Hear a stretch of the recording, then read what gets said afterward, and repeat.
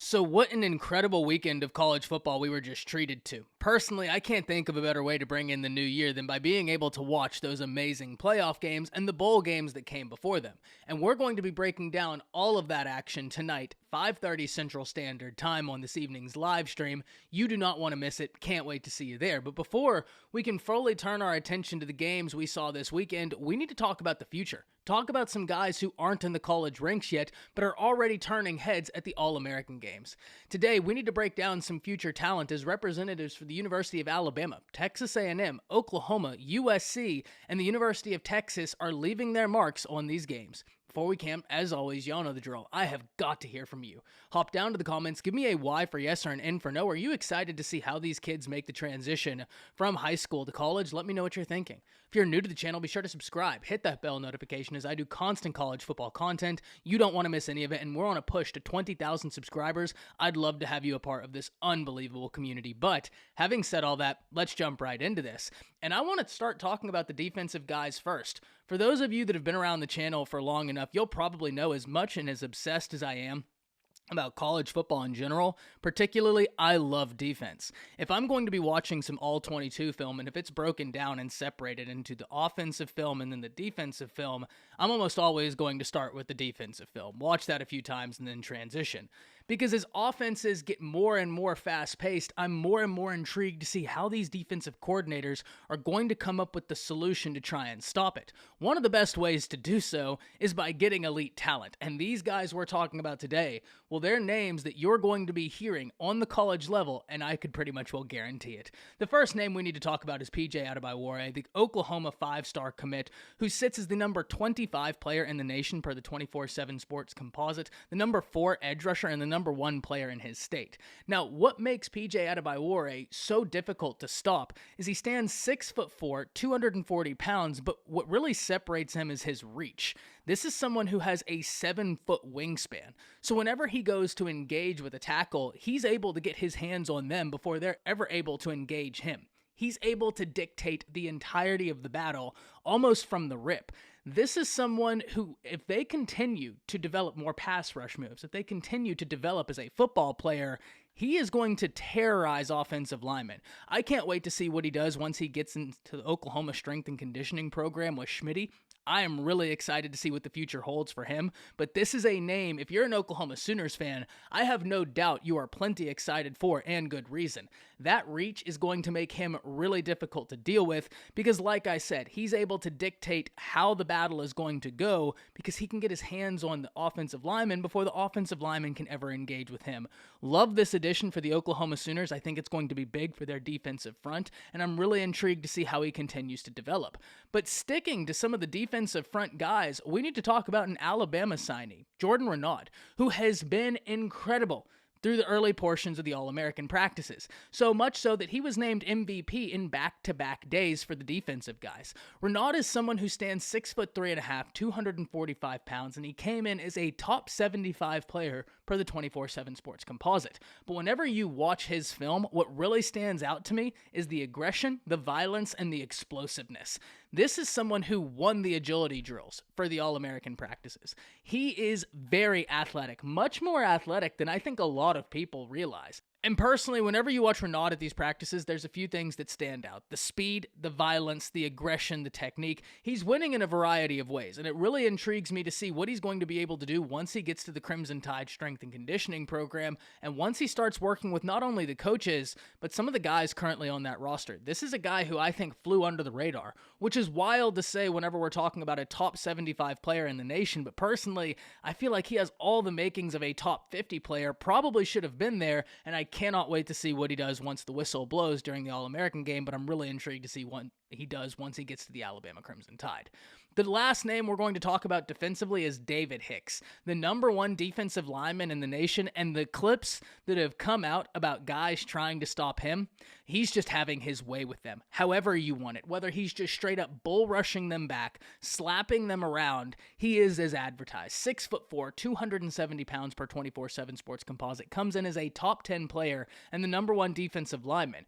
And look, we can talk about Texas A&M, we can talk about the expectations, we can talk about the season they had had this year. We can talk about who's staying, who's leaving, but the one thing we must be forthright whenever we're talking about Texas A&M. They're still a very talented team. They've got some really intriguing pieces, and if we're talking about the defensive line, they have got so much talent stacked on that defensive line that it's not even funny. And through all of the talent they have, this is a guy who could see the field year one. And I know that might not sound like a super crazy statement given the year Texas A&M just had, but for those that are aware of what Texas A&M has been able to recruit on that defensive line, your eyes just opened up a little bit because you know how many 5 stars they have stocked up on that defensive line. This is a dude who could come in there day one and absolutely get playing time. He is that good. I don't know if y'all have seen the clips that have come out during the All-American practices, but he is straight up bullying kids. Whether that's bull rushing them, slapping them around, like he is proving to be a problem to stop one-on-one. I cannot wait to see what he does when he transitions to the college level. Hicks has been a monster through the All-American practices, and I cannot wait to see what he does when the game starts. But now, let's talk about some offensive guys. And today I have 1 quarterback and 3 wide receivers for you. Yes, my light died, but that does not mean the action stops. If we go back a year ago, whenever Jackson Arnold committed to the Oklahoma Sooners, I was very forthright in saying this is a 5-star quarterback. I know this quarterback class is loaded, but I pretty much will guarantee Oklahoma fans that Arnold would end up a 5-star. Why? Because I'd gotten the luxury of watching him play multiple times. I knew the division he played in. I knew the competition he had to face, and I've been able to see what he's able to do against that competition. And all I've ever seen is a kid excelling. And I can't wait to see what he does. But at the All-American practices, that's what he's continued to do, is excel.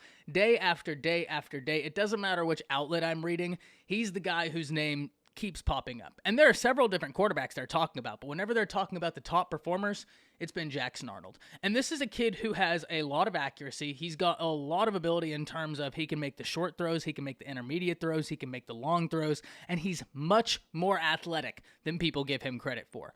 Though I don't think a lot of people think of Jackson Arnold as a dual threat quarterback, he's got some wheels. If you give him some room, he can hurt a defense with his legs.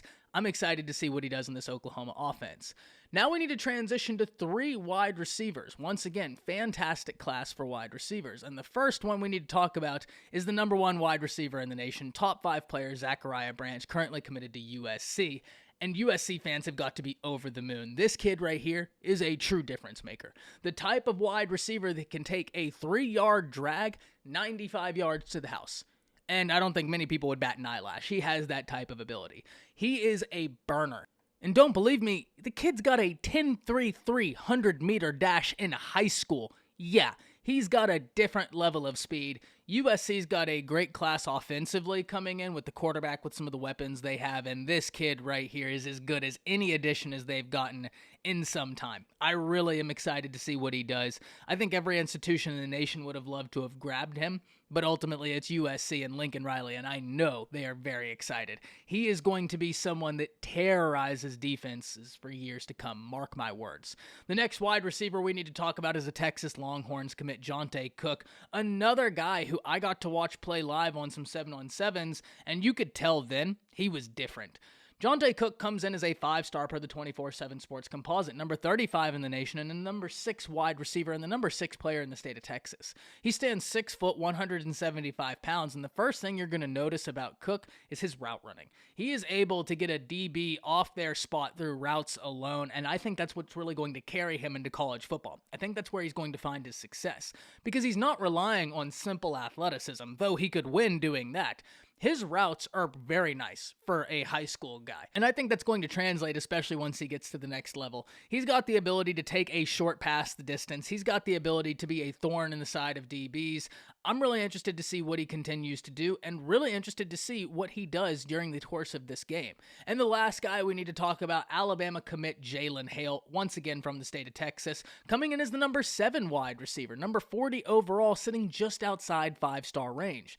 Hale stands 6'1", 185 pounds, and just like Jonte Cook, this is a guy who's winning not only off of athleticism, though if he only relied on athleticism, he'd still be winning reps, much like Cook. They're winning because they're technically really sound. Very sound for high school guys. Jalen Hale is routing people up at this Under Armour All-American practices. The clips are coming out. He's putting DBs on spin cycle, and he's doing so at 6'1", 185 pounds. I'm very excited for what the future holds for Jalen Hale because he is an intriguing blend of size, speed, athleticism, big body wide receiver who can go up and high point to football, but is running really crisp routes, is getting DBs off their spots.